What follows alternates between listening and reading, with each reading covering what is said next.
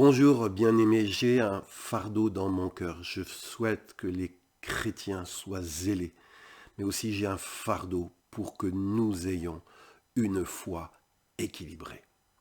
Qu'est-ce que je veux dire par là?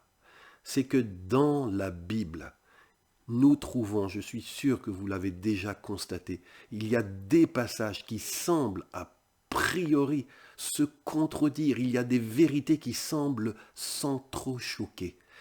Et le déséquilibre, c'est de choisir une vérité et d'oublier l'autre, de pencher d'un côté au détriment de l'autre. Et même s'il y a une tension dans l'enseignement de la parole de Dieu, la position d'équilibre, c'est de tenir compte des deux choses, de ne pas pencher d'un côté ou d'un autre. Sinon, on va tomber dans un extrême et ce n'est pas ce que Dieu veut. Alors, pour être concret, je vais me faire comprendre en vous donnant trois exemples. D'abord, l'exemple de Romains 11, verset 22. Paul écrit, regarde, Dieu est bon et il est sévère. Dieu est bon et il est sévère. Et vous allez me dire, mais pasteur, ça va pas. On est ou l'un ou l'autre, mais on ne peut pas être à la fois bon et à la fois sévère. Et si tu choisis le côté bon, tu enseignes juste le côté Dieu est bon, eh bien tu tombes d'un côté et tu es déséquilibré parce que tu oublies une autre vérité qu'il faut garder en équilibre, c'est aussi que Dieu est sévère.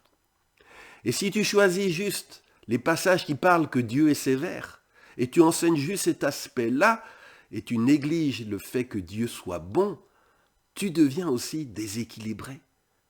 Dieu est à la fois bon et à la fois sévère. Donc l'équilibre, c'est de marcher sur ce fil-là, entre ces deux vérités, sans pencher d'un côté ou d'un autre.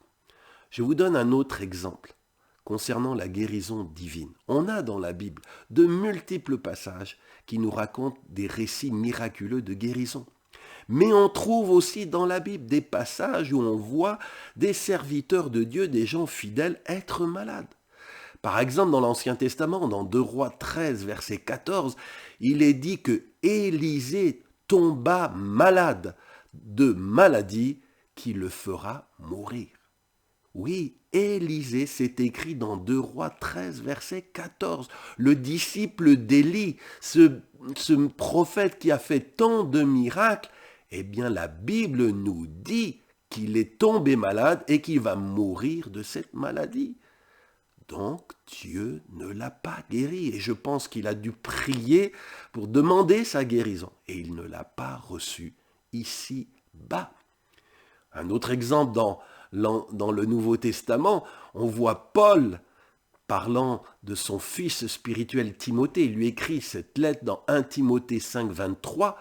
Il lui dit « Ne bois pas seulement de l'eau, mais prends un peu de vin à cause de ton estomac, puisque tu es souvent malade. » Eh oui, Timothée, le bras droit de l'apôtre Paul, était souvent malade. Il avait des problèmes d'estomac.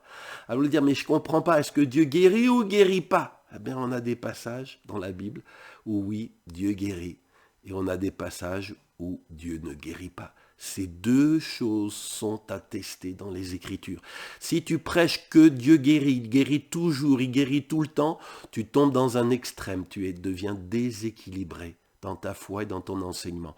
Si tu prêches justement, il est resté malade, la guérison divine, c'est plus pour maintenant, tout ça, tu tombes dans un autre extrême. Paul disait, il est à la fois bon et il est à la fois sévère. Concernant la guérison, la Bible dit que Dieu guérit, mais parfois il ne guérit pas. Et l'équilibre, c'est de garder la position médiane entre ces deux vérités. Un dernier exemple, concernant l'obéissance aux autorités, je vous en ai beaucoup parlé ces derniers temps. Paul, dans Romains chapitre 13, verset 1, dit qu'on doit obéir aux autorités placées au-dessus de nous. Et en même temps, on lit dans les Actes des Apôtres, chapitre 5, versets 27 à 29, que les apôtres vont dire aux grands prêtres et aux Sanhédrins, qui étaient des autorités de l'époque, il faut obéir à Dieu plutôt qu'aux hommes. Alors vous allez me dire, mais je ne comprends pas, c'est ou l'un ou l'autre. Et d'un côté, on nous dit, Paul, qu'il faut obéir aux autorités, et là, les apôtres disent qu'il ne faut pas obéir, mais obéir plutôt à Dieu. Voilà. Si tu dis qu'il faut juste désobéir aux autorités, tu prends que cet aspect-là, tu deviens déséquilibré. Si tu prêches que l'obéissance aux autorités tout le temps, toujours, même quand elles décrètent quelque chose qui est injuste et contraire à la volonté de Dieu, tu deviens déséquilibré. L'équilibre, c'est la position médiane entre deux vérités. C'est garder ce fil-là et ne pas s'en écarter. Donc, bien-aimés, ce que je voudrais vous dire de la part de Dieu, et en particulier si vous êtes un enseignant de la parole de Dieu, marchez dans la vérité, enseignez la vérité, et on doit enseigner la vérité. On n'a pas le droit d'enseigner quelque chose qui n'est pas juste.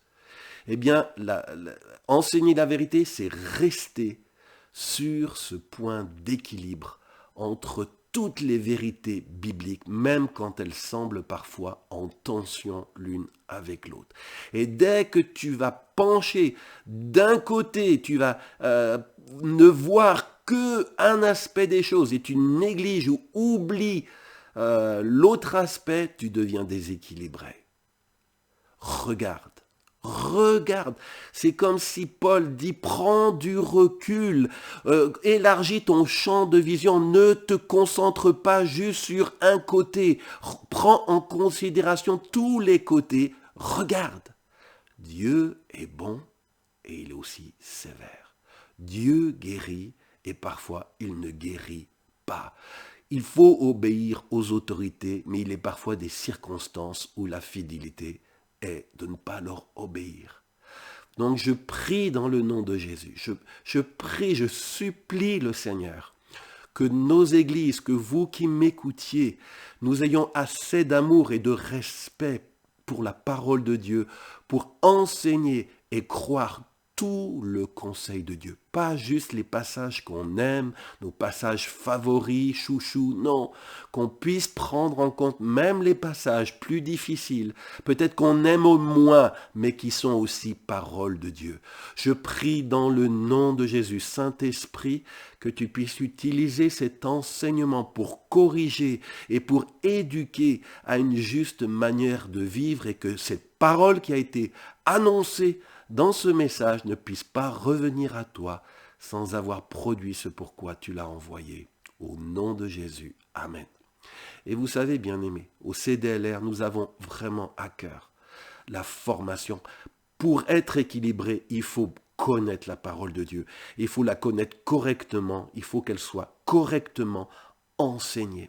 Et c'est pour ça que nous avons mis tous nos enseignements, qu'ils soient sous forme écrite, audio, vidéo, sur un site qui est accessible à tous si vous avez Internet. Ce site, c'est cdlr.fr. cdlr.fr. Et là, vous aurez toutes les possibilités pour être enseigné, formé. On a même sur ce site une école biblique de formation pour préparer les gens au ministère. Et elle est ouverte à tous et elle est gratuite. Il faut juste un accès à Internet pour en bénéficier. Alors je vous encourage, si vous ne connaissez pas ce site, il est là, il existe, il a été créé pour vous bénir, il est porté dans la prière, cdlr.fr. Je vous donne rendez-vous vendredi prochain pour un nouveau message et je prie que Dieu vous bénisse abondamment. Tenez bon.